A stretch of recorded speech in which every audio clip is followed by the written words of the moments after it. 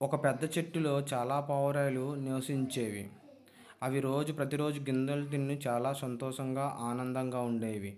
అయితే ఒక వేటగాడు గింజలు తెచ్చి ఆ చెట్టు కింద వేసి ఆటిల గురించి పట్టుకుందామని వల పన్నాడు.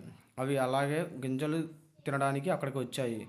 గింజలు తినుచుండగా వేటగాడు ఆటిని చూశాడు. చూసి వల వేసిన వలలో పావురాలు చిక్కుకున్నాయి.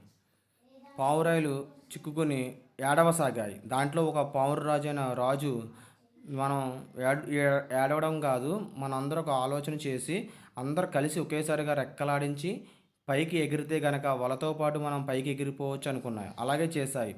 అక్కడ ఉన్న తన స్నేహితుడైన ఎలక దగ్గరకు వెళ్ళాయి. ఆ ఎలక వలను కొరకడంతో ఆ పావురాలన్నీ ఒక్కసారిగా ఎగిరి సంతోషంగా ఎగరసాగాయి. దీన్ని బట్టి ఏంటంటే మనం తెలివిగా ఆలోచించాలి.